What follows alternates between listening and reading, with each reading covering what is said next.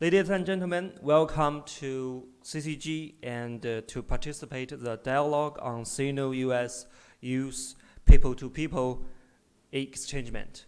I'm John. I'm the Director of External Relations of CCG and also the manager of a Global Young Leaders Dialogue Program initiated by CCG. As you may know, this year marks the 45th anniversary of the establishment of diplomatic relations between China and the US. During President Xi Jinping's visit to the United States in 2023, it was stated that the hope of the China-US relations lies in the people. Its foundation is in our societies. Its future depends on the youth, and its vitality comes from exchange at subnational levels. And also, during its visit, an important initiative was also proposed to invite 50,000 American youths to China for exchange and study over the next 5 years, which is started from this year. Over the past 6 months, various people-to-people exchanges have been carried out between all sectors of China and the United States, especially in the exchange of youth. So this afternoon, CCG will co-host this dialogue with the Alliance of Global Talent Organizations, AGTO, and the Global Young Leaders Dialogue, GYLD program. The event will feature Dr. Denis Simon, the chairman of the Alliance of Global Talent Organizations, advisor to the Global Young Leaders Dialogue Project, and the former executive vice chancellor of Duke Kunshan University, deliver a speech and engage a dialogue with Dr. Huiyao Wang.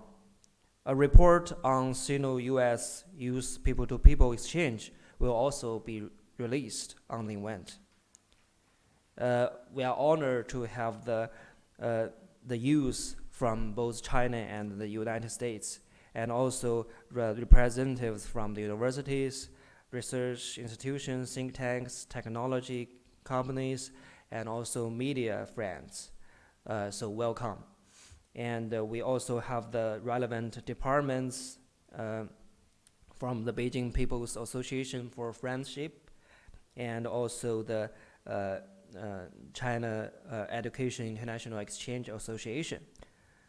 So we welcome you to participate, and also we welcome you to join the Q&A session in the last part.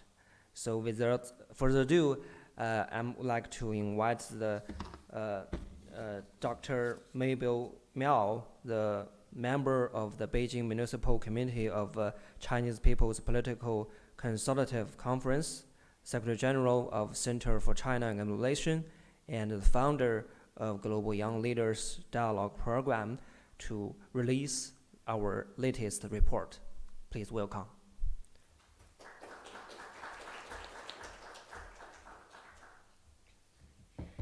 Ladies and gentlemen, good afternoon to CCG. Thank John's great introduction. Later, I would like to release the report on the recent CCG research on the U.S.-China people-to-people, especially on the young people exchanges.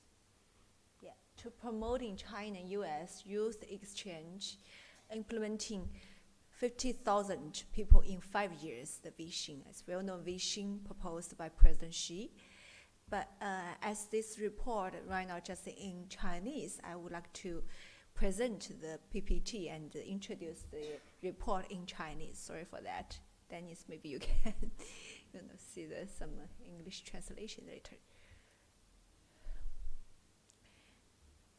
对，我呢将用中文来发布我们 CCG 最新的报告，增进中美青年交流，落实5年5万人的愿景。这个5年5万人的愿景呢，是习近平总书记提出来的一个重大的愿景，这是促进中美青年交流、促进中美人文交流的重大愿景。我们将在今天的报告的发布当中，一起来回顾一下中美关系如何说我们这个中美关系未来是在青年，看一看近期的美国青年在华交流学习的这么一个情况，我们梳理了过去大半年时间提出这个倡议以来的相关的已经有的交流的案例。那进一步呢，我们也想提出来如何增进中美青年的交流，作为一个智库提出我们 CCG 的建议。所以大概报告分成这么3个部分。首先呢，这个人文交流是中美关系的重要支柱。我们知道总书记说，这个中美的关系未来是在青年的。那中美关系重要的压舱石，我们过去在这个中美80年代的时候签订了文化协定，那标志着两国在文化领域交流合作的新篇章。21世纪呢，中美人文交流就更加活跃，不仅增进了两国人民对彼此文化的了解，还加强了城市之间的友好的关系。中美关系发展的助推器，包括这个定期的高层磋商，我们知道有人文交流的这个磋商，也有这个开展了全方位的建设性的合作。那79年以来，1979年的中美福布莱特项目呢，中美关系在人文交流领域有了广泛的合作。我们讲这是中美关系的压舱石，不仅仅是我们过去说的经贸，人文关系我们也提出来是重要的压舱石。那青年也是中美人文交流的先锋力量，这个群体呢确实发挥了重大的作用，因为青年它是科技创新的主力军，是与科技发展创新相辅相成的。同时呢，青年群体本身也更加开放包容，更能接受新的事物的理念，有激情去了解和影响世界。由皮尤中心的调查显示，美国青年较其他年龄段的青年呢，对于中美关系的看法是更加积极的。这个也是在很多报告当中已经提到这一点。那青年在全球治理当中呢，有共同的关切，青年群体的影响力在增加。比如说，包括 COP 等这样的国际的场合，青年参与与全球环境可持续发展议题的谈判，这些都是非常积极的。那同时呢，我们认为这个落实5年5万人的倡议意义是深远的。一方面，青年桥梁的搭建，中美青年将建立深厚的个人友谊，这些青年将成为两国人民之间的桥梁，促进中美关系多方面的交流的繁荣。当然，这也能促进这个双边关系的深化。这个呢是总书记在这个旧金山峰会以后提出来这个愿景。那中美关系通过中美青年的交流来增加人民之间的理解。国之交在于民相亲，那青年之间的交流也能推动双边关系的稳定发展。参与5年5万青年这个项目的青年呢，在未来能够促进民间的友谊和相互尊重，同时基于交流经验，推动双边关系向更加稳定和建设性的方向发展。当然，除了对青年之间、对双边之间，那对整个全球的地缘政治、国际关系都是发挥重大作用的。随着这些青年在中美两国的影响力不断扩大，他们未来在国际舞台上可能成为中美关系的重要代表，成为影响国际关系格局的重要力量，推动国际环境朝着更加稳定和建设性的方向发展。所以刚才讲的这个是我们剖析的这个深刻深远的意义。那么近期呢，我们梳理一下自从这个5年5万的愿景提出来以后，那中美之间青年的交流学习情况。那过去半年呢，就至少有60场中美青年交流活动成功举办，遍及中国的20个省级的这么一个行政区。因为我们这个呢是通过公开的这个新闻报道搜集的，还一定是不全面的，所以至少就是有60多场。所以这个愿景提出来也就半年时间，所以各地的响应还是比较活跃的。我们看到这个 PPT 上呢，也是我们做了一个柱状图统计了近期的半年以来，美国青年来华交流的情况。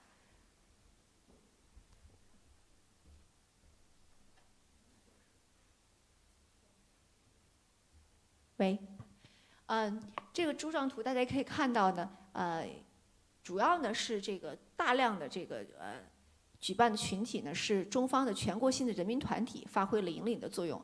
各地各机构也是积极参与，但主要还是集中在中央的这个中方的民间外交和公共外交相关的协会，然后还有是高校。中方高校参与的交流活动呢，也占大约一半整个这个举办的活动，包括留学和访问项目。中央各个部委和许多地方政府也作为东道主接待了美国青年。部分活动还得到企业商会、中外基金会的赞助和支持。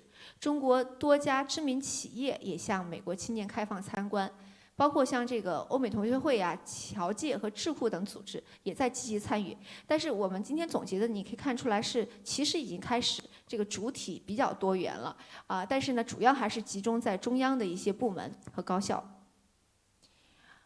那我们发现，这半年以来呢，活动的议题是非常丰富的，贴近青年人的兴趣和关切。内容包括经济、政治、国际关系、科技、环保和可持续发展的热点话题，以及更小众的专业，比如说也有一些项目是关于数学呀、心理健康等等。在文化交流方面，美国青年来到中国的当地，主要是游览名胜古迹、品尝中国美食、体验传统戏曲书画。大家可以看到就是这些议题开始也逐渐多元化了。通过这些多样化的活动，美国学生深入了解中国的文化、历史、社会发展，同时也增进了中国与中国人之间的纽带的联系、情感的交流。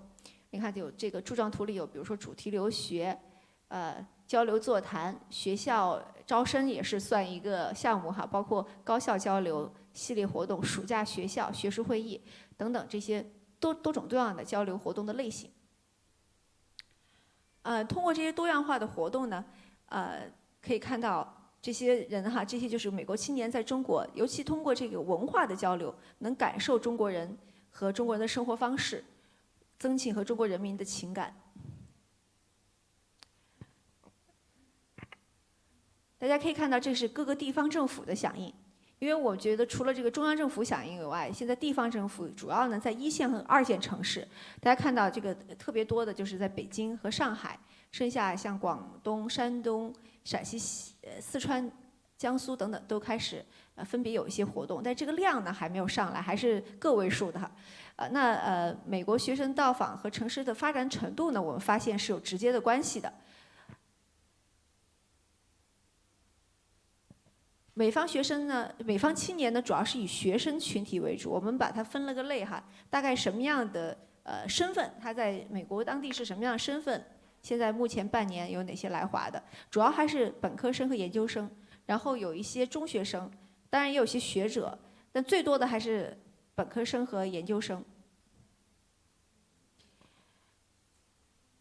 当然，落实5年5万这个倡议面临的非常多的挑战。刚才讲的是已经有的这种现状大家看看它的挑战有什么。首先是中美关系发展和美国大选，为中美增进青年交流带来不确定性。我们知道这2天这个美国大选已经开始如火如荼了这2个候选人的这个辩论也是引发了各方的关注。但是只要说到中国，基本这个惯常的都是中国议题是被妖魔化的，也成为他们互相抨击对方的政治主张。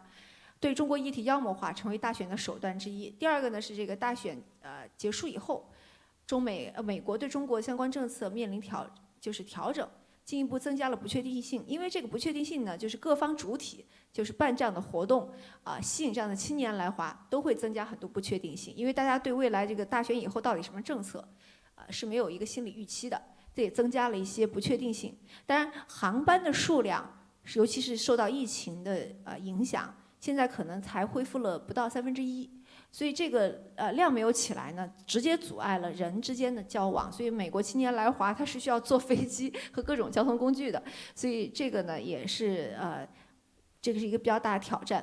那美国方面呢，还有这个旅行限制，大家知道还是把中国定位成就是需要再考虑来不来的这么一个国家的这个序列里头，所以旅行限制直接阻碍了赴华活动的开展，所以很多家长是不放心的，要不要来华？青年就是美国青年也是通过这个他们国务院的发的这个旅行的这个限制令呢，也直接阻碍了很多人来华。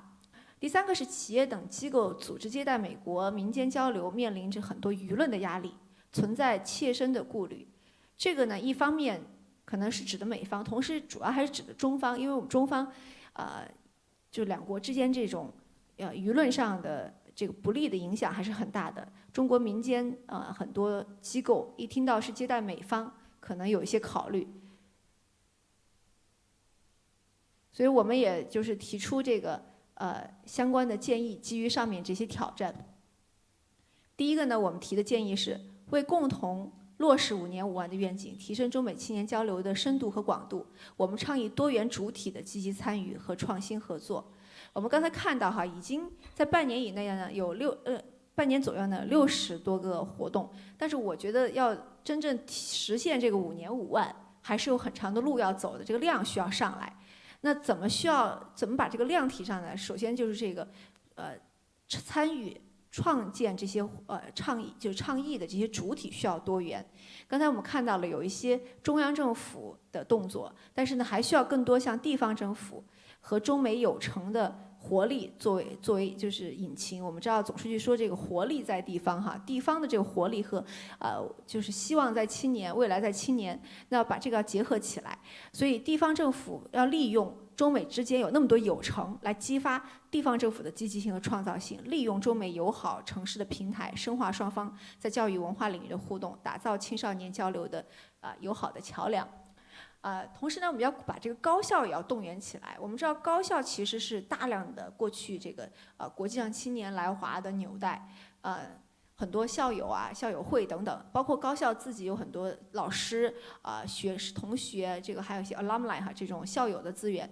那高校与国际学校的青年使者也是非常重要的一个纽带。鼓励高校和国际学校，就是这里的这个不仅仅是一般的我们说高等院校，包括这个在华有那么1000多所的国际学校，这些国际学校培养了大量的这个就是校友和国际学生的资源，那他们也有条件来承接吸引美国青年来华交流的重任，开展更多的中美学生交流合作的项目和活动，促进两国青年的心灵沟通和知识共享。当然，我们要鼓励这个人民团体和社会组织的协同网络，全国及各地对外友协、青年的联合会、共青团联合会等等，以及这个公共外交协会，都是非常好的资源。这些都是人民团体和社会组织可以进一步发挥统筹指导和组织协调的作用。他们也是有非常好的网络，过去很多年积累了对美的一些网络。那强化资源整合和协调机制，策划执行富有影响力的交流活动。你看前一阵在福建古岭这个由这个中国人民对外友好协会举办的美国青年的活动就非常有影响力。那我们鼓励更多的这些人民团体、各地的友协、青年联合会和公共外交协会等等。我知道像比如说在北京，像北京的相关的这些协会也主办了大量的这个活动。第4个呢是国际性的机构的资源纽带。其实我们觉得可以更多的动员，比如说国际交流基金会、国际组织在华的，还有跨国公司等等国际机构，可以更好的发挥其广泛的全球网络和资源，搭建中美青年交流的高速通道。因为这些基金会非常有资源，我知道很多在华的一些国际上的基金会，他们有大量的网络，过去执行了很多中美之间青年交流的项目，包括这个中美交流基金会然后还有就是我那天看到这个ETS 它是考试的，但我就知道他们有非常多的资源在海外能触达这些青年，在美国青年呢是非常有影响的。那他能不能跟这个中国的这个为中国这5年5万的倡议能发挥一些作用？因为他们有全球的网络嘛，这方面是很好的这样的纽带。所以说我们觉得应该把这些几个主体都动员起来。当然，除了前面4个以外，还有我们校友的网络的情感链接。现在我们发现很多美国青年他有这个焦虑顾虑是因为对这个很多信息的误判误读，他们觉得来华他们不放心没有这样的一个情感上的信任。那我觉得通过校友的网络的情感链接是更好的能够把这些群体动员起来的。包括你看中国的这个欧美同学会，各地也有同学会还有校友会。你看我们知道这个很多美国高校在中国都有校友会，那它有这样的社群资源，加强在美的华人与美国校友及后代的联系。因为它是一种情感信任一旦说比如说在中国他们有相关的经历，有人认识，就能更好的动员他们来华。第6呢是智库和研究机构的知识桥梁。其实这个智库研究机构可以开展民间交流、学术外交等等，这样组织国际会议，开展青年学生和研究员互访等项目，能够增加这个两国青年学者之间的互信。你比如说，智库也可以有一些专门对美国青年开放一些研究的席位啊，短期的这种学术交流的项目，这些都能够吸引青年来华。当然，这是第一。刚才说第一类是要动员多元的主体，刚才的那几个主体是我们总结的哈。第二个建议呢，就是以多样化的交流形式、创新性的交流活动、市场化交流产品及更大的优惠力度的政策，来鼓励更广泛的美国学龄儿童青年等来华旅游、交流和学习。首先是这个创新交流的方式，挖掘多元的需求。就是我们感觉哈，就是说我们提出这个5年5万，它是一个概念，是说一个愿景倡议，是让这些有那么大量的人来到中国，了解中国，我们是这个目的。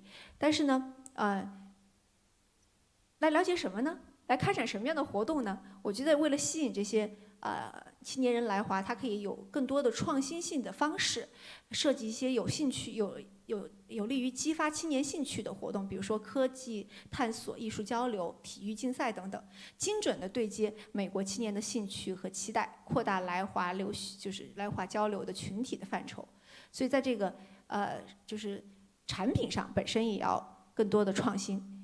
当然可以推动入境旅游与游学项目相结合。我们知道近期中国这个入境旅游是发挥了非常大的能量哈，我们就是单方面开放了非常多的签证给各个国家，包括欧洲就有10几个我们最新开放的免签15天的这样政策。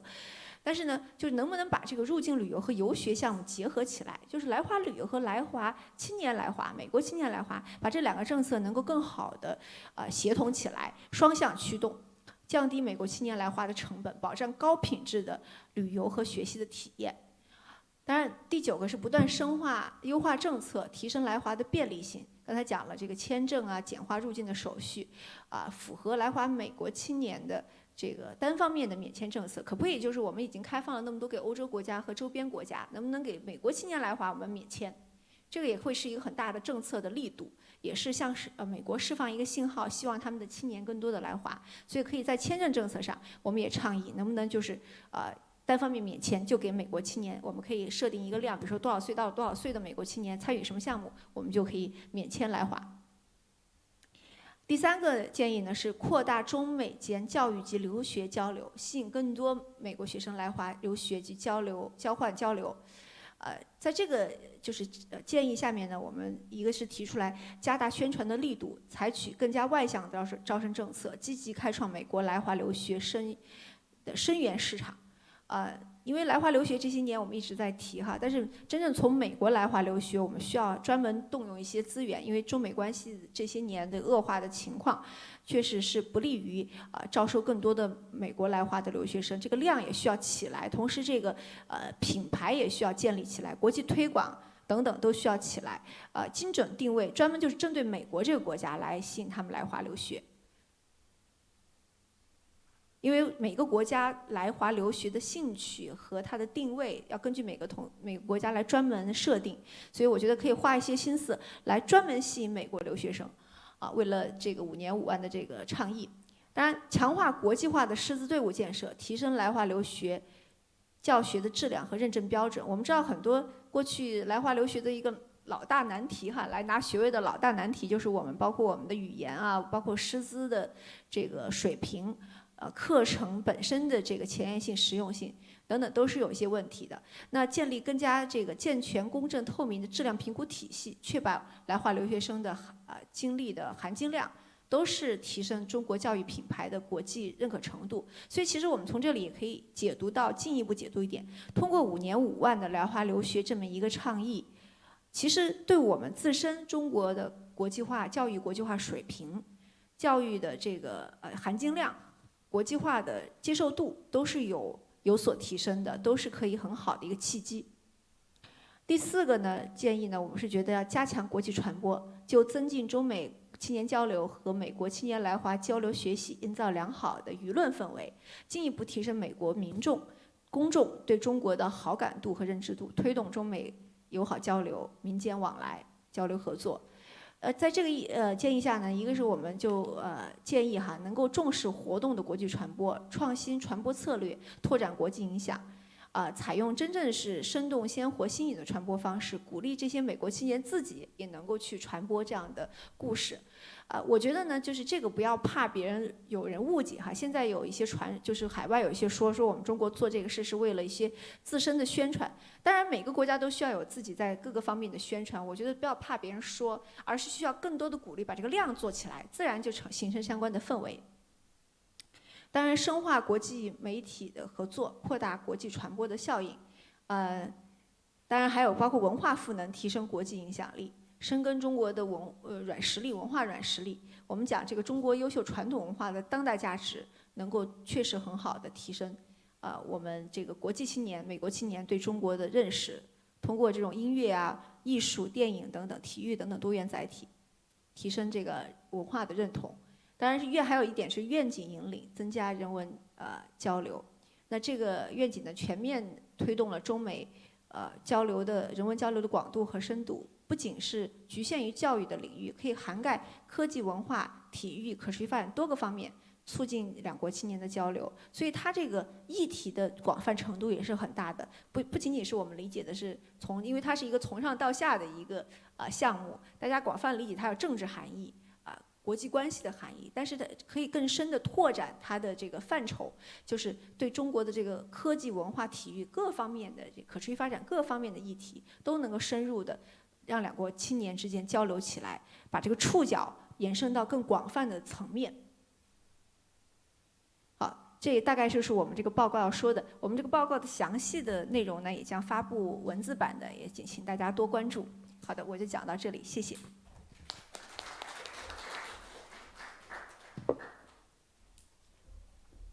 Thank you, Dr. Mabel. Introduction about our report. As she said, we will update our hard copy report later, and we hope you can pay attention. And we will, as such an important initiative, we will keep update and following up the progress of this initiative. So next, I would like to invite our keynote speaker, Professor Denis Simon, to give a speech, and also please let me to do a brief introduction about him.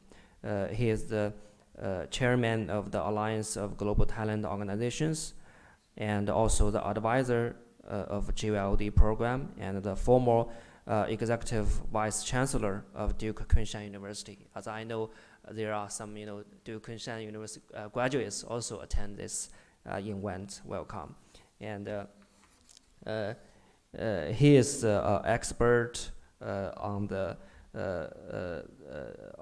research and development system in the East Asia, and also expert on the Sino-US technological cooperation and the international talent exchange.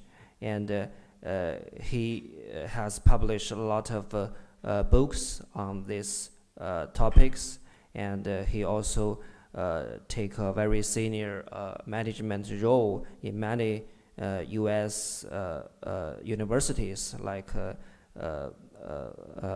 Arizona State University, and he also taught at the MIT and served as a visiting professor at the Columbia universities. So please join me with applause for his speech.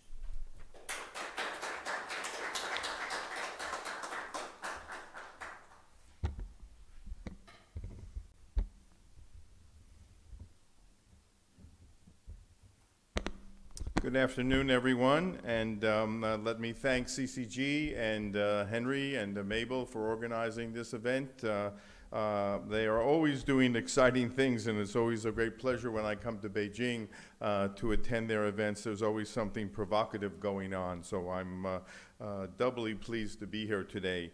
To cut to the chase and get to my topic, I spent 5 years as the EVC at Kunshan University, and now part of the reason why I took the job was because I really do believe that the idea of Chinese young people and Americans and those from other countries studying together, living together, working together, that is indeed the future. And during my 5-year stint there, I was really impressed by the kinds of things that can happen when you invest in this kind of a situation. So it is a great pleasure for me to be here, but it's also the fact that we have entered a rather difficult time in Sino-US relations, and especially difficulties in the field of educational ties.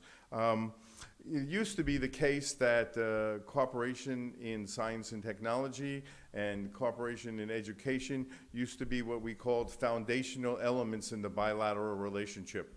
Even if government-to-government ties experience problems, the relationship in education and in science and technology continued forward.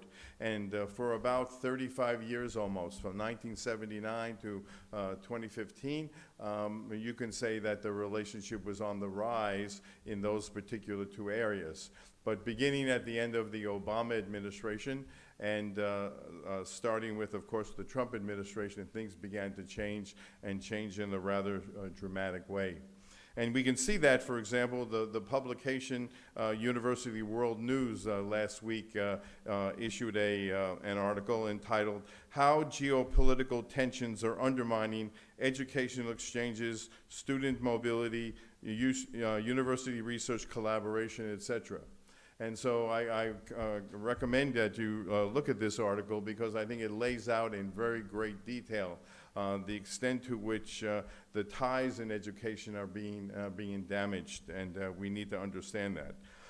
Whether it's visa issues, interrogations at the airport, rumors of a new China initiative, the non-renewal so far of the S&T cooperation agreement, and the decline in both the number of Chinese students coming to the United States and, of course, the numbers of U.S. students coming here to China, are all damaging the level, the quality, and the caliber of exchanges. And these exchanges are vitally important for building trust and creating greater understanding between our two countries, if not today, then into the future. And if we don't have this, there's going to be, I believe, some significant damage done. This past week, unfortunately, things took yet another step in the wrong direction. Kurt Campbell, number 2 at the State Department in Washington, D.C., made the statement that perhaps the United States should decide to focus Chinese students more on only social science and humanities and leave the study of STEM fields for students coming from India.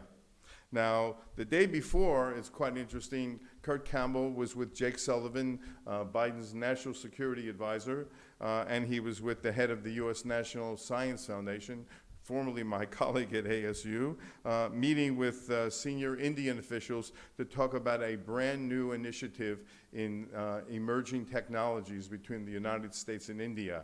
And one could clearly see, if you merge those two statements together, this was occurring at the expense of the U.S. relationship with China.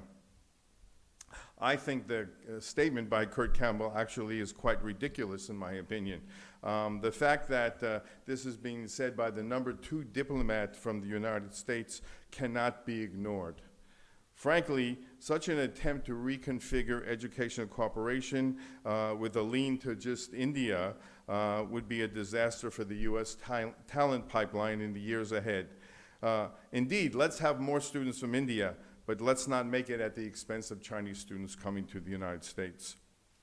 While all the negatives have been going on, however, I'd like to provide you with much more of a positive perspective, something that has not yet gotten a lot of attention in the media because it's been kept purposely low profile given the nature of the political climate.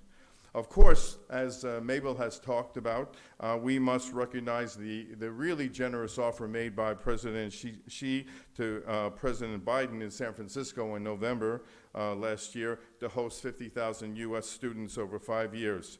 It was a very powerful show of goodwill, and we already have seen, I think, a huge mobilization on the Chinese side, particularly with CEAIE, designated as the coordinating agency on the Chinese side. Unfortunately, the US has not designated any counterpart organization. This is the same mistake that was made back under the Obama administration when there was a 100,000 strong initiative, and that also lacked a coordinating organization to bring it into fruition. But let me get back to the good news and some reason for some optimism at least. In May 2023, I organized a group of 8 senior university officials to meet with the education and S&T sections at the Chinese Embassy in Washington, D.C. We met for 3 very, very productive hours, and then we had a 2-hour lunch with the then Chinese ambassador, who was thoroughly engaged in the discussion of trying to help revitalize educational exchanges in the post-COVID period.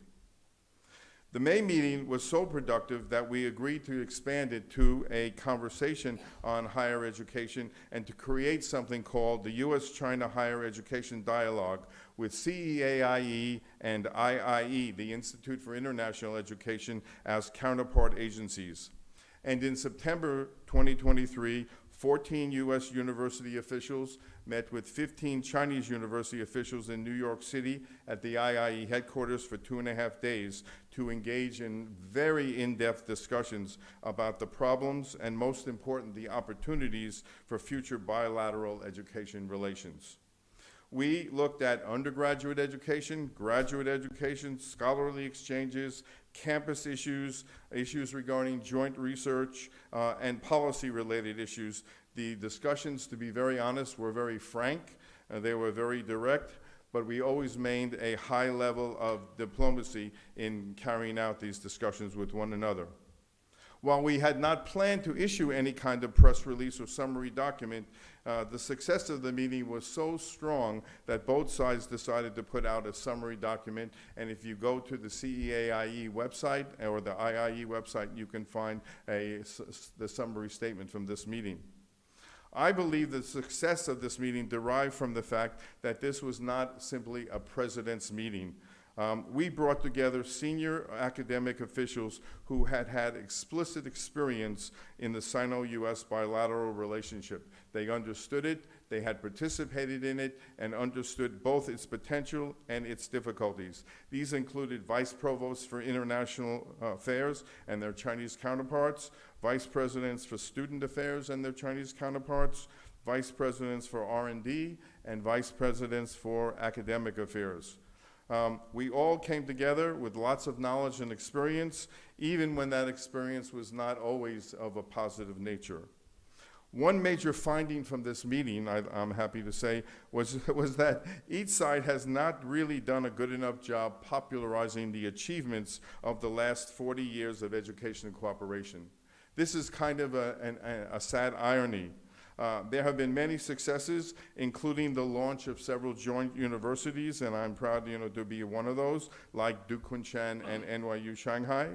A similar launch of several hundred joint cooperative initiatives, like the Hopkins Nanjing Initiative in Nanjing in international relations, and joint degree programs between prestigious universities like the one between Jiao Tong University and the University of Michigan, and the University of Pittsburgh and Sichuan University. More work needs to be done in these areas, but these are just some examples of what has been achieved. We also recognize the degree to which the United States education system has had an important shaping effect on Chinese higher education, like, for example, the emergence of R1-type comprehensive research universities in China, modeled after the great research universities in the United States, and the departure away from these universities of the once Soviet model, where research had not been an important element in the development of the university. From the September meeting, we formed a consultative committee of 5 or 6 so-called movers and shakers from each side to provide guidance about next steps. And the committee met a couple of weeks ago and set in motion the provisions for the meeting of Dialogue number 2 to be held here in Beijing in the late October of this year. Meanwhile, we've held 2 big webinars, one of which had over 700 people participating, aimed at understanding why there is an imbalance in the student numbers, particularly from the United States, and what is holding back US students from coming here to China. Of course, we have not ignored the issues facing Chinese students who are going to the US, and we agree that these are really important issues that need to be tackled directly. These are all reasons for great optimism. I would argue that the potential right now for US-China ties to improve probably will come from the bottom up and not from the top down. It reminds me of the speech that was given by then Vice Premier Madame Liu Yandong when she went to Columbia University in 2017. And she said that even if relations between our 2 governments are not very positive, people-to-people diplomacy can continue to play an important role in building trust and linking our 2 societies together. The second dialogue meeting will be slightly larger than the first one.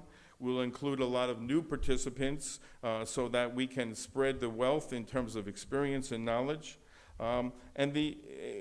We understand that we must tackle what are these inhibitors to rekindling educational ties, because as I noted before, the education relationship was once one of the mainstays in the bilateral relationship. One of the difficulties is that particularly in the United States, public universities, state universities, face a lot of difficulty in moving out from this mainstream of so-called anti-China rhetoric. They are facing state legislatures who control their budgets. They're also facing fears that they will lose public support from the federal government for research if they seem to be too friendly or overly friendly with China. There's no law that says they can't engage with China. There's no regulation that says they're going to lose their funding. Nonetheless, the impressions are there. And some of you may know I was teaching at the University of North Carolina in 2023. And in August, I resigned from the university because I felt the university was imposing too many restrictions on engagement with China. That was, really a very emotional moment, but I think it was something that needed to be done. I think that even if, as the dialogue mechanism proceeds ahead, various U.S. institutions, big and small, Ivy League or non-Ivies, they continue to want to engage in a relationship with China. This is tested out when we solicited people to participate in the dialogue. There's a great deal of interest. Some follow a policy of so-called don't ask, don't tell. They bring a group of students to China, the students return very safely back home, and nobody is the wiser and no one makes a complaint. Unfortunately, those people are mostly from private institutions like Ivy League ones who have a little less concern about federal funding and monies to keep them alive. There's lots of attention being given to issues, particularly to personal security, with many people fearing that, for example, that students will come to China and some of them will be detained for political reasons to go back home. I think, again, this is ludicrous. In my 40-plus years of working on this problem, I do not know of any case in which an American student was prevented from leaving China for some kind of political reason. So I think that this is people just talking trash, to be very honest. Of course, everyone, Americans coming to China and Chinese coming to America must follow the rules and regulations of each society, and that's important to recognize that if you break the law, then you are responsible for what happens. So I'm very excited about U.S.-China education relations, particularly because Dialogue 2 is going ahead, and it is aimed at being action-oriented. That is, it is designed, since I'm the one designing the agenda, at least the draft, to be really action-oriented, to address real problems and to work together to implement real solutions. And so far, this has been really a very positive experience. But as I said before, this dialogue has been kept a very, very low profile. Low profile because of the political climate in both countries, and particularly in the United States, regarding bilateral relations. To be very frank, there are people that really would like to see these relationships, even in education, curtailed. There's a growing constituency in the U.S. Congress and even in parts of the U.S. government that would like to see all ties with China to be basically curtailed. Some suggest that by the United States educating Chinese, we are helping to create a Chinese competitor and helping to advance Chinese interests that is against the U.S. interests. But they ignore one important fact. If you look at the United States economy today, we look at the people who are the leading professors in fields of research in the STEM areas. If we look at the technological entrepreneurs who dominate Silicon Valley, where do they come from? Many come from China. In fact, the majority come from China. Everyone is wondering, for example, what the impact will be on the election about how these Chinese students will be treated in the future. So we are at a very important point in time, and I just want to say in closing that just like we have entered a period that we talked about previously called fragmented globalization, I think in education we are also witnessing a period where we see some cracks in the international of higher education due to national security concerns. And I think we must be prepared fully to push back. The U.S.-China case is the place to take a stand. Both countries have benefited from this bilateral relationship, and both will continue to suffer tremendously if it is somehow constrained or curtailed. I'm not prepared to stand by and let this happen, and I hope you will join me in trying to see the relationship in education continue to go forward. Thank you very much.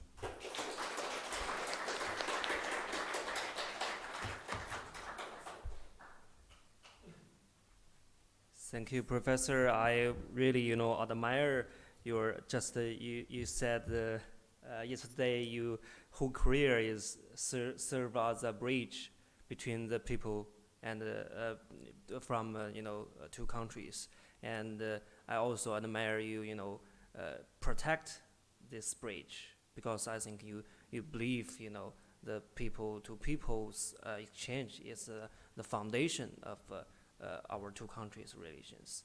Yeah. So next, I would like to invite the Dr. Wang Huiyao, the chairman of the Center for China and Globalization, and also the general director of the Alliance of Global Talent Organizations, and also the advisor to the Global Young Leaders Dialogue, to have a dialogue with Professor Denis Simon, please.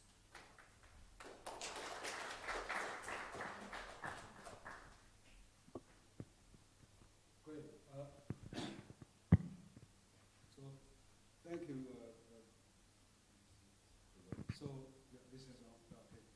So that is great. I mean, great to see you again and to have you speak with us.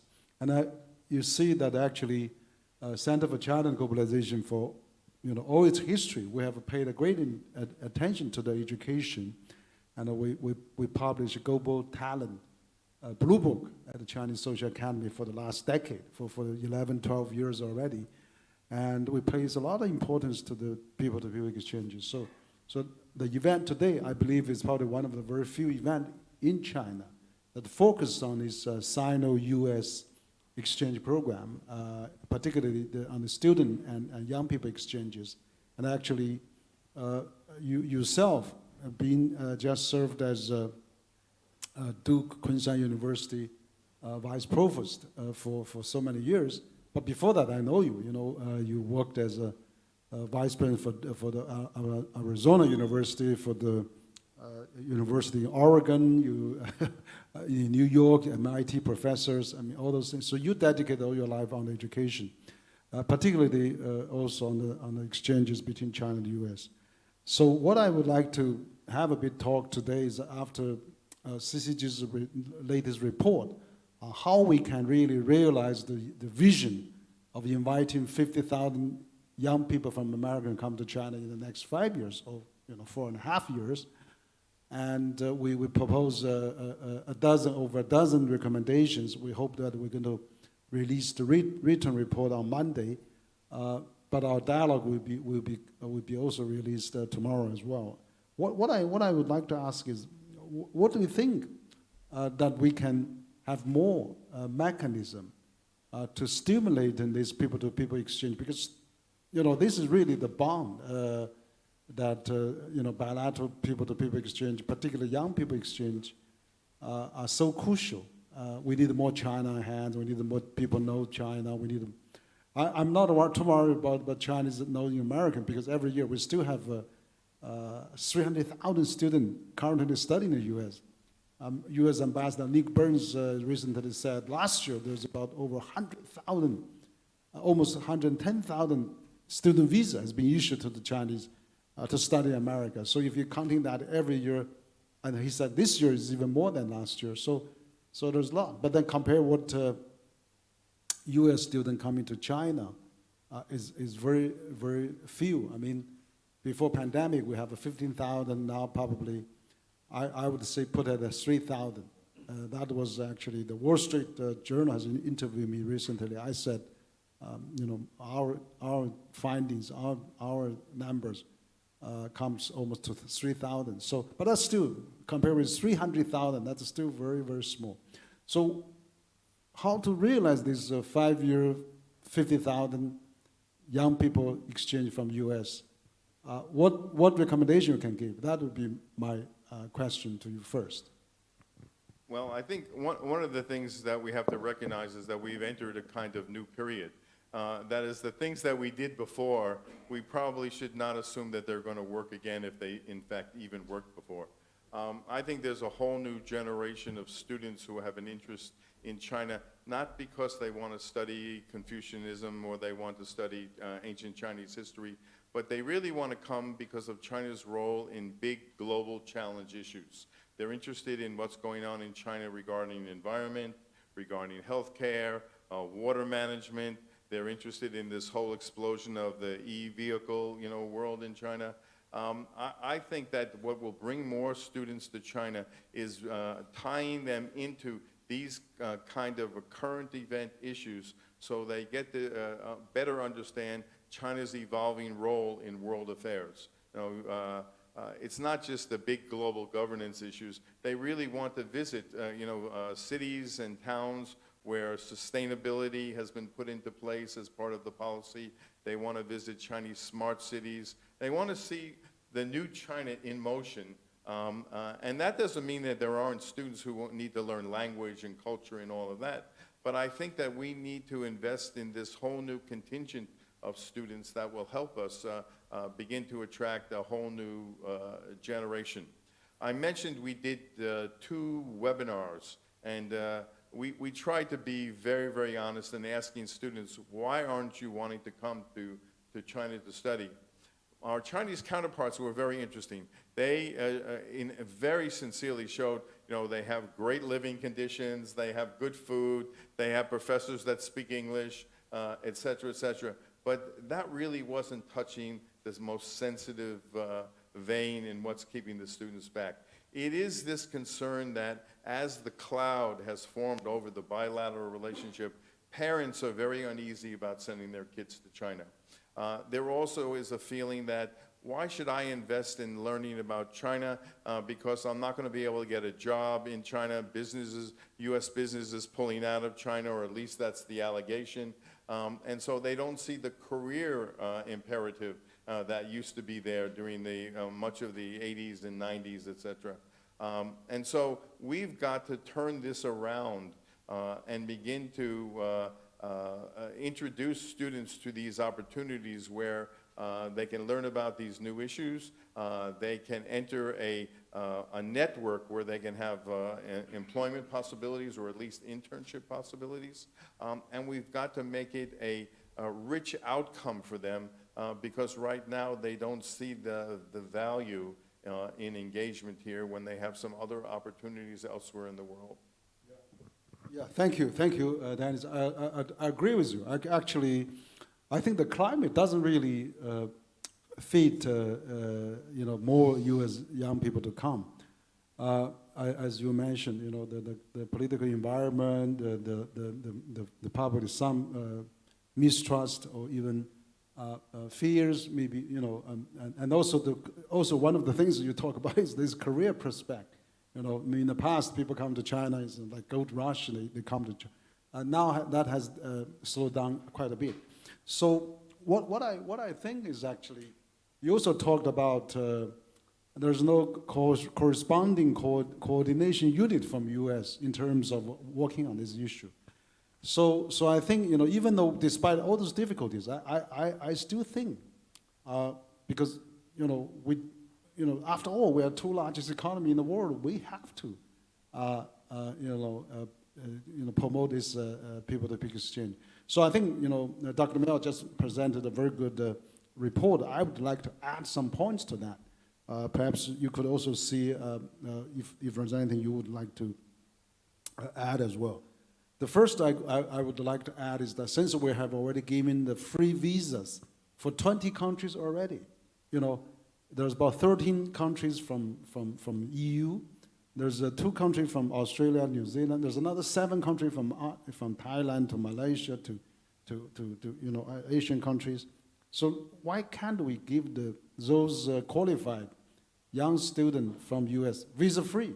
You know, I'm even thinking about all the Americans who wants to come visa free. So we can extend that policy to American people. I think that would be the biggest advantage we have. You know, the parents wants to come, accompany the kids. They don't need a visa. You know, they can come. So that would be my number 1 recommendation. Number 2 is that I think we have so many universities in China. You know, there's 3,000 universities in China. And let's pick 1,000, you know, who has international program, have an overseas student. Let's assign them, each university assign them 50 to 100 students to host them in the summer. That will solve 10,000 students right there. So I can give you an example. For example, I just came back from Washington, the Duke University, Harvard University, a number of universities hold a global new university summit in Washington. I attended.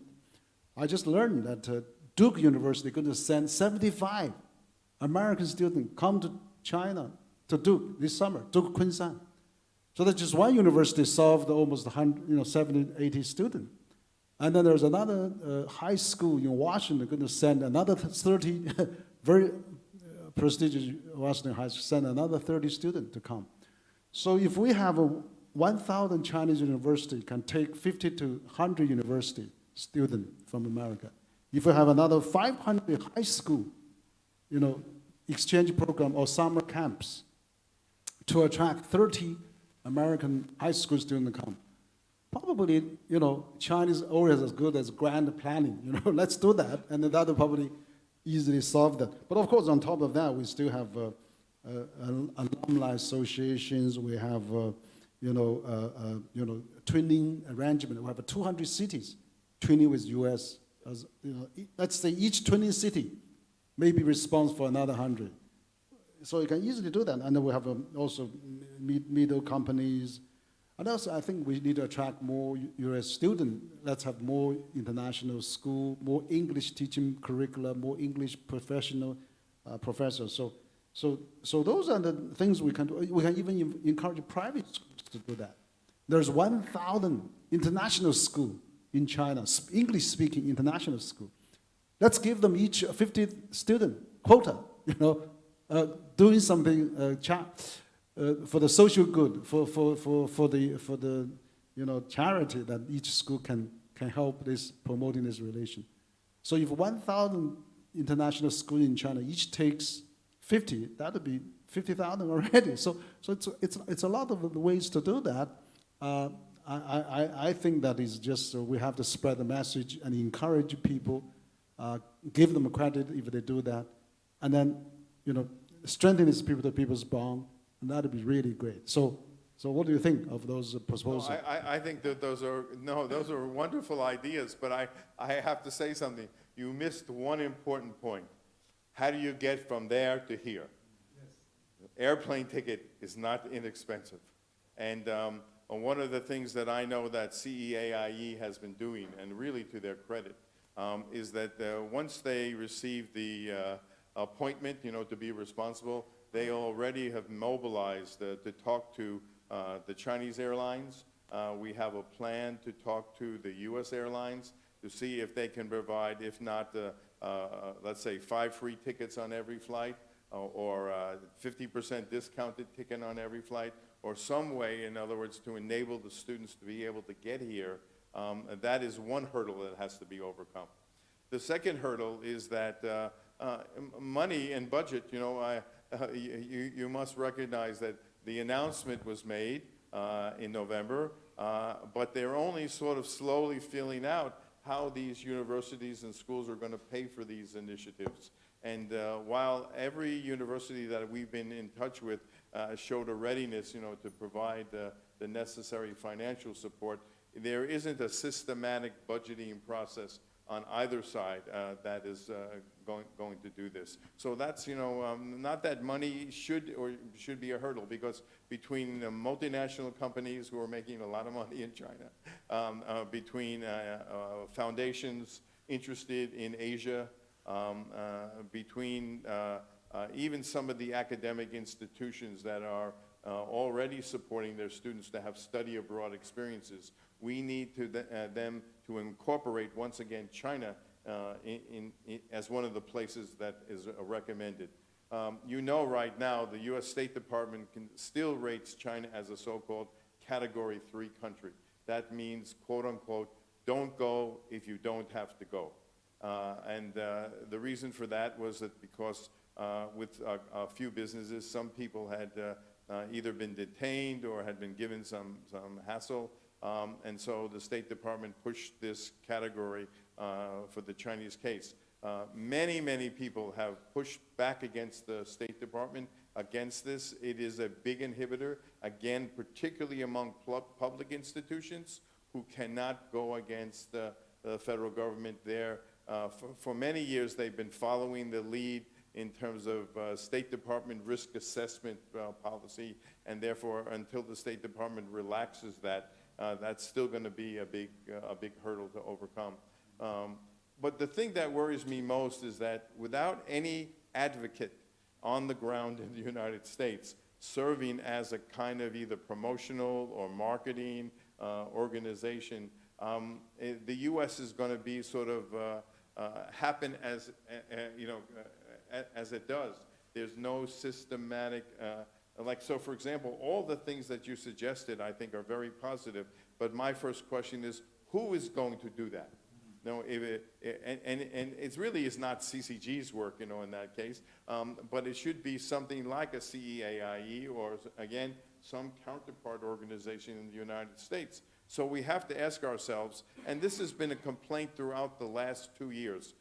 U.S. officials go to China, they're all smiles, they talk about improved relations, but then when it comes time to do something, there's a new sanction, a new restriction, a new control, and the promotional activity that needs to be done to show the goodwill and to embrace President Xi's 50,000 student offer, that just has not occurred. And that's quite disappointing, particularly to someone like me, you know, as John Zhao said, you know, I'm a bridge builder. I said to someone yesterday, I'm not an engineer, but I still build bridges, because that's sort of my professional and personal commitment to making the world a better place.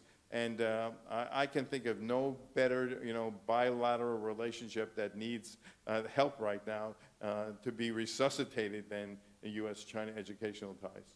Yeah, great comments. I think, yeah, right. I think probably one of the things, we're almost getting there, but, you know, to leave this travel ban, you know, travel or restriction that by the U.S. government, I mean, if there's anything Chinese can do, maybe we could do it too.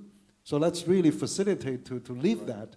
That'll get rid of big hurdle for people to come. That's number one. Number two, you talk about there's not many people to work on the other side. So the other thing is that maybe we should really have those institution links to continue, because, for example, Duke is great, bring almost 100 American students come. I was talking to William Kirby, he's bring a few dozen American Harvard students come. And then, I mean, we have many schools like that. So why not we, you know, encourage all the professors, deans, or school heads to bring their students to come? So we have traditional links. I mean, that academic bond is still pretty strong. So rather than we have a national organization to oversee everything, We should really get all the governors. For example, California governor is very, have a very active, positive attitude towards China. So we have Berkeley, Stanford, I mean, all those universities. And also, and then the other thing I would like to recommend, it seems now there are only some Chinese organizations interested in have Caucasian American children. But there's 5 million American Chinese. Their children also Americans. Yes. We should invite them to come too. Yes. They should if they're Americans, they're counted in. That's the mix. right. They are counted as American. So probably we should also. If there's 5 million American Chinese, they could also play some role, or they can accompany their kids to come and or doing. So I think there's many ways to do that, and but I'm still pinning a lot of hope on these institution linkages between this a few hundred university linkage with the U.S. There's a few hundred high school linkage with the U.S. Let's get all those principles of Provost, act, and then reach out. This is not just one association or one city's responsibility. It's really all those university head. And I think we need to create an atmosphere, a positive environment, rather than afraid, like you said, some afraid, oh, this is American, let's not touch it. There could be some other issues related, but encourage them to do more of that. Right. So I'm confident if there's a steady stream of student, young people to come, and all the good messages being spread back, and we will probably change the dynamic. So that's why I think it is why this people's response is so important. And as a think tank, we want to propose the methodology, propose positive way, as you said, as a bridge builder. Let's get these people, broaden the mind and have the new idea proposals so that we can really promote this further as more exchanges. So the next question for you before I open up for the audience is that, you've been doing this education almost your life. Of course, you did also consulting in between, but you are an educator. You've been the president of both universities in China and in the U.S. So in order to really attract more U.S. students, we are now only have 3,000 U.S. students in China, yes, according to our numbers. What can be done to attract more U.S. students, not only just young people, but students to come to study in China? Should we have more homestay program rather than just all stay in the international dormitory where they same as the U.S. as in China? They want to find a Chinese partner to speak Chinese, but if you put them all into international dormitory, they don't really have a chance to. Or should we have more more JV schools like Duke Kunshan or NYU Shanghai and that kind of or should we have more Schwarzman College where it's also have a lot of American students? Or could we have more international schools set it up, more international English teaching curricula to attract American students, rather than just come here from beginning to use Chinese? So I'm thinking of, of course, government relation is a big factor, but other than that, what more can be done? I mean, given your experience. So the JV universities, there are 10 of them right now. 4 involving the United States, Duke, NYU, Juilliard, and the King University from New Jersey in Wenzhou. And they're all prepared to be able to accept international students. And they have infrastructure, and those would be great places for students to come during summer, and whether they want to do formal education or informal education. Again, I'm not suggesting necessarily we have to go back to the standard old study abroad format. Maybe we need to have a little bit more of a freewheeling experience where they have some academic program and some, let's do not sightseeing, but educational sightseeing. So they visit some electric power plant, they visit some dam, they visit, electric car factory, whatever it might be that would interest them. But we want to get them out there to see the real China. What's going on in China? I think that there's so much hyperbole in the media. It's very hard to find a positive story about China in the U.S. media. We need to change that game. We need to have those students, you're exactly right, on the ground. Homestays, I think, are great vehicles for getting students to understand who are Chinese people. What are they about? What is a typical Chinese family? What does an 18-year-old Chinese kid have to do with an 18-year-old American kid? And I think they would find they have much more in common than you really even think, even if it's just video games as the igniter of their building a relationship. I think there are all sorts of things like that that we ought not to discount. You know, we ought to pay more attention to them. And I like your idea of sort of finding a marriage broker. The senior SIOs, what they call the vice provosts for international at U.S. institutions, they are the gatekeepers. They're the ones that are promoting the internationalization of activity. They're the ones that are responsible for overseeing the study abroad programs. I would venture to say that that's where we ought to put our emphasis. Working with organizations like AAU in Washington, the NAFSA is another organization, AIEA, the Association of International Education Administrators, trying to mobilize their support for these and beginning to work with those organizations as well as the Institute for International Education. I think that the Chinese side, if you want to see this work, needs a sort of full court press. And I think that if you can get a year under your belt of successes, that will build goodwill and momentum so that year 2, year 3, year 4, etc., you can begin to grow the numbers of students. You know, the Chinese saying, every journey of 10,000 li begins with the first step. This program of 50,000, as you noted and Mabel noted, has already started in bringing some kids. But we need a serious number of students to come here and to demonstrate China's a great place to visit. It's a great place to know about. And if you know something about it, it's going to help you in your professional development, in your professional career. And we ought to get that idea established and working through the right people. So maybe what you need is a meeting here in China of all of these SIOs to meet their counterpart SIOs, 25 at a time, you know, and to begin to build some bridges there. The second thing you said is really spot on. Universities that already have existing relationships with Chinese counterparts, they need to be reintroduced, if you know what I mean. They need to be, because they've already had a good experience in most cases, they need to be brought back together again. The facilitation, and we know again in Chinese culture, the Zhongjianren, you know, the person who is introducing people is very important in the consummation of a relationship. We need to find more introducers to make these relationships happen and to go forward. Great, great. I think you mentioned the 4 American JV universities. There's a lot of JV programs. Sure. Schwarzman, Yeah. Johns Hopkins, Nanjing, and many others. Absolutely. I think there's another thing I would like to add is that maybe for those you know, American students who come to China and study, there could be job prospect. Right. You know, afterwards should give them, you know, intern visas or working visas.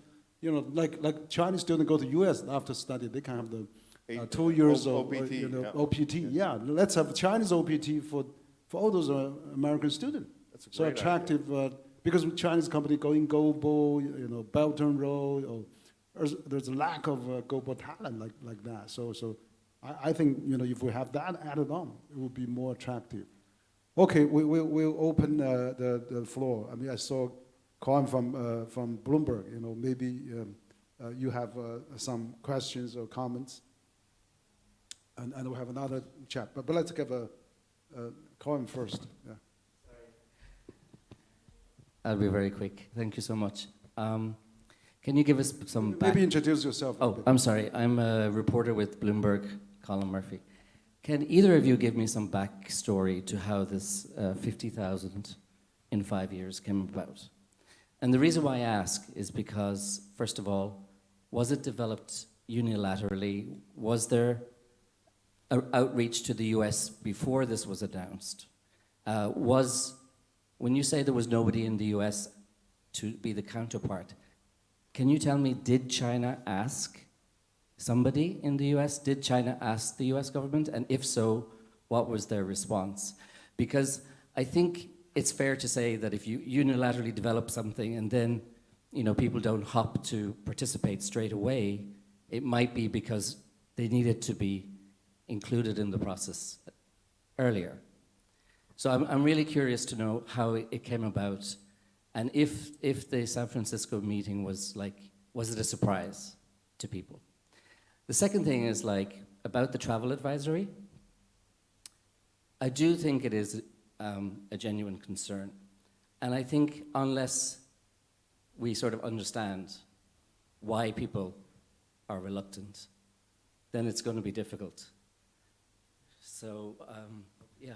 All right. So basically, our first question would be the backstory. Sure. Okay, maybe Thank we'll you. have a few more. We have another. You are the participant. Yes. Hello, my name is Koen, close name. I'm a Yenching schooler and also a Kuzo schooler, and I'm a member of GYLD. I'm a schooler practitioner of US-China academic relations. As a schooler, I work on preserving an oral history and how the relations were reestablished in 1978, and as well what's going on right now. I interviewed the people involved back then, the first students, and leaders right now, say, Kunshan, and many others of these universities. On the practitioner side, I work at various think tanks. I'm engaged at various student organizations, Beida and Tsinghua, like the student organization for China and United States People-to-People Exchange. And I'm also going to do a second master's where I aim to visit each of the 70 to 100 physical locations of Sino-American joint venture universities, micro and branch campuses, and the centers here, where I already am somewhat engaged. So my question therefore is twofold. I will be very curious if you could expand on how you see these current centers, the current 100 or so, or like 70 I personally identified, like physical centers of Sino-American educational initiatives, and how you would advise someone interested in doing research on these to engage with these, the type of research you could do, because you mentioned more research should be done on them. And secondly, I think that for many American students that are here, they are sometimes quite concerned about the extent to which they can have engagement here that might impact their future career in the United States. When I speak with more senior American officials, they often tell me, oh, it's not really a concern, they could do that. But I feel like still, even the few, about 880 is the latest number I heard of American students here, they are very concerned about the engagement they can really have. So the small number that's here is also more limitedly engaged. So I'll be curious how you see that, whether the engagement they can have, and how they could still engage despite these concerns. Thank you. Any other? Yeah. Okay, thank you. The journalist from the Worldviews, and I have two questions. There are young journalist friends and the international students around me who have been harassed by the United States. For example, they have a difficulty entering the United States, or restrictions on choosing the measures, or the visa issues. So my first question is, based on your experience, how sincere is the United States, especially the governments in the exchange between Chinese and American youth? And the second question is, if the Trump, okay, the Trump, again, is the Trump come back, will it become an obstacle to exchange between the young people between the China and the United States? Can you just repeat if the Trump. Trump, oh, Trump. Trump, Okay. oh. Donald Trump. Oh, Trump comes back, okay. Yeah, Trump comes back. Okay, thank you. Okay, so you know when a big summit takes place, like happened in November, it's a highly choreographed event. Usually there are not many surprises. And one has to imagine that this event, because of its sensitivity, followed that path. So when President Biden sat there and President Xi turned to him and said, I'd like to make this offer, I don't think President Biden kind of jumped out of his seat and said, wow. I think they knew this was coming. And my understanding was there was a kind of polite thank you very much, and more or less to say, we'll see how this will all roll out. Because again, in this kind of meeting, there are not very many specifics. And I don't think Mr. Xi said, well, contact Mr. Wang over here, and he'll tell you how this is all going to work. So I think, the announcement was made, and the details then were meant to be worked out between the two sides. As for post... Maybe I could add on this question. Well, I think this is actually the Chinese response to U.S. call, basically. We heard Ambassador Nick Burns mention many times, there's only 300 students in China, U.S. students in China. Right. Was actually showing that why can't we have more? That kind of a message already there.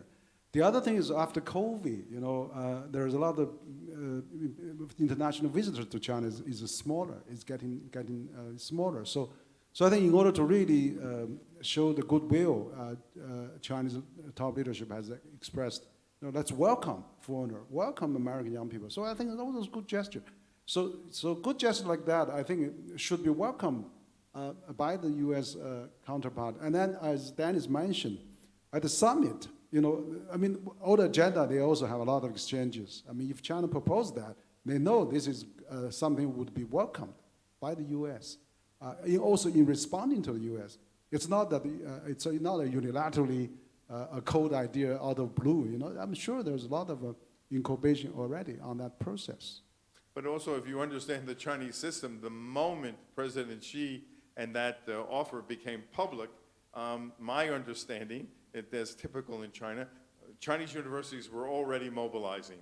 Because if the guy at the top, says something like, we're going to do this, everyone is already, kind of wanting to jump in and say, I'm going to do my part, because everyone wants to look good and they want to support their president. And also, I think generally speaking, Chinese universities continue to have a positive, perspective on ties with the United States, even though they know there are difficulties about visas and all of these other issues.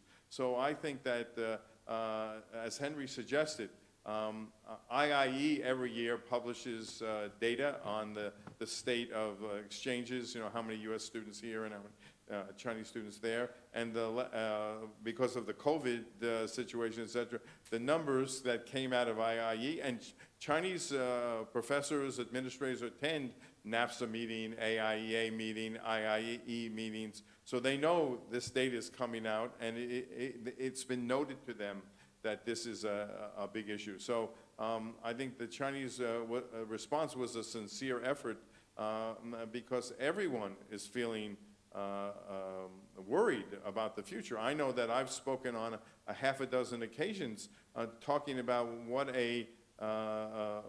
the future will look like for the U.S. if we have no China experts, and my Chinese counterparts are saying, Denis, you look really young, but you are getting older.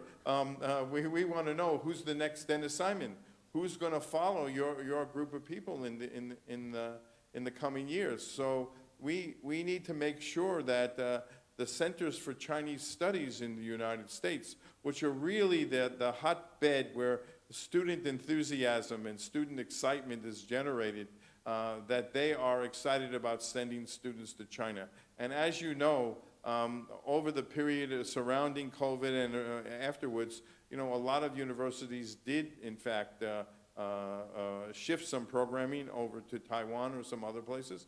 But I think that very quickly now, they're realizing, well, we can walk on two legs. It's not an either-or proposition. Just to give you some background, tell you how old I am, I studied my Chinese in Taiwan in 1976, 1977. Why? Because there were no American students going to China at that time. So a whole generation of people who are about my age, we learned in Taiwan. But the moment in I think it was the early 1980s, that the bilateral exchange agreement was signed, the first American students were sent here by CSC PRC, and that began a process of increased numbers of students coming to China and set in motion what, as I said, for 35 years was a very productive, mutually beneficial relationship. Why all of a sudden it soured was because of this intervention of national security perspective that has gotten in the way. And even I was involved in the study, for example, by the National Academy of Sciences of Confucius Institutes. And as you know, many of them were shut down in the United States, even though they played a very, very important role in promoting Chinese language studies. And the National Academy report indicates they found no evidence in any open source literature that any of the Confucius Institutes were dens of spies or espionage or anything of that sort. The problem is that many of them were already closed down, the door was shut tight, never to return again. But even communities where elementary school kids, middle school kids, and high school kids were learning Chinese. I know young kids in the United States that took their math and science classes in the Chinese language. I mean, just imagine that, you know, that's all gone because the local communities can't afford the luxury of a Chinese language teacher. They can barely afford the luxury of a Spanish teacher, let alone a Chinese teacher. So, you know, we have to realize that if China, the rise of China is a part of the rest of the 21st century and beyond, we are going to need a contingent of people that is going to be able to work together with their Chinese counterparts. Why these joint venture universities are so powerful is that they are a platform for accomplishing this among, again, a very small number. DKU will only have 2,000 students, undergraduates at its maximum. NYU, similar kinds of numbers. 11.5 million Chinese undergraduates graduated last year. So it's a small number. The joint venture universities have a role to play, however, as a kind of vanguard in leading the way. I call the DKU a beacon of light in the middle of the turbulence in Sino-US relations. And it is that. It is just that. It is a beacon of light. NYU does the same thing. And as Henry indicated, Ningbo, Nottingham, with Nottingham from the UK, Liverpool, Jiaotong in Suzhou are other good examples. And Hong Kong has a number of these JV universities. Israel, with Technion, has a JV university in Shantou. And even the Russians, you know, Moscow State University are tied into the Beijing Technology University here with their campuses in the south. But the point is that China would benefit from having more joint venture universities or expanding the number of joint venture or cooperative initiatives like the ones I mentioned, like Pittsburgh and Chuanda and several others like that. The opportunity is there, but these have been, you know, I can't emphasize enough, however rewarding they are, they're difficult projects to consummate and make work. I spent 5 years and I used to have black hair, you know, so, but I always, you know, I always spend time describing my experience as the most rewarding and the most challenging. And I think, well, anything that's worth doing, you know, is worth fighting for. So, you know, we've DKU now and NYU, and I think Ningbo, Nottingham, and Suzhou are all on paths to great success. And they've already proven that the concept really works. And my understanding, and Jiaoyubu, the Ministry of Education, doesn't always get a lot of credit for its vision. But these are projects where they fought hard to get the legislation and regulations in place, and they've modified them, and they've improved them, and most important, from my general feeling, most of the commitments to academic freedom at these institutions have been honored. Mostly on, you know, 90% so. Not there have been zero problems, but the majority, the bulk of them have gone very, very well, which is why they're still here. They're doing what they were meant to do. Bring in new pedagogy, new curriculum, international faculty, raise global awareness, teach critical thinking and problem-solving skills. They're doing all of these things. Our hope is that every year, 1,500 to 2,000 visitors came to DKU during my 5 years. And they were from within Chinese universities and from foreign universities to learn what's the magic, you know, formula to make these things work. And we hope that it became a platform for knowledge transfer, technology transfer of the, you know, related to education. And we think a lot of it, our partner for DKU is Wuhan University. And we think that Wuhan had been committed to liberal arts before. We think their liberal arts, you know, has improved by virtue of participating in the experience of Kunshan. So. Okay, good. I think probably we're running out of time. It's a Friday afternoon. We're already falling behind schedule. So So once again, I think, Dennis, thank you for coming to our CCG event. But I think this issue is so important. To maintain the people-to-people exchanges, student exchanges are crucial, and the future lies in the young people. And we have to really create all the conditions we can to sustain such exchanges. I think given there's still so many US companies in China, there were 70,000 US companies in China making $700 billion a year, dollars. You know, they bound to need the young people from US students. So I'm sure that we have so much potential that to collaborate, and then this is really important. I think the CCG today initiated this subject. We issued the first report on this status. We have only 50 groups here so far, according to the partial collection we have, but we need more. So yes. I hope this event will serve as a good initiator for further exchanges and dialogues and ideas, proposals to promote these China-US student exchanges. So once again, thank you, as a great educator for so long. And also I thank all the participants spend afternoon on Friday with us on this very important subject. So thank you all very much. Thank you.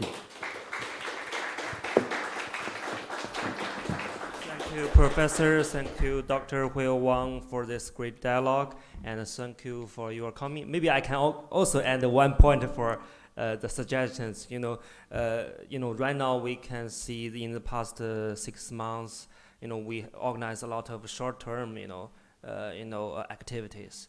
And you also talk about a lot of, undergraduate and graduate programs in this VC, universities. Maybe also our think tank, as no matter the governmental think tank or non-governmental think tank, we can also, not just propose the suggestions. We can also invite the visiting scholars, for middle term, maybe 3 months. I think it's more maybe easy for United States young scholars to deep dive about China. Yeah. Thank you. Okay, thank you for everyone.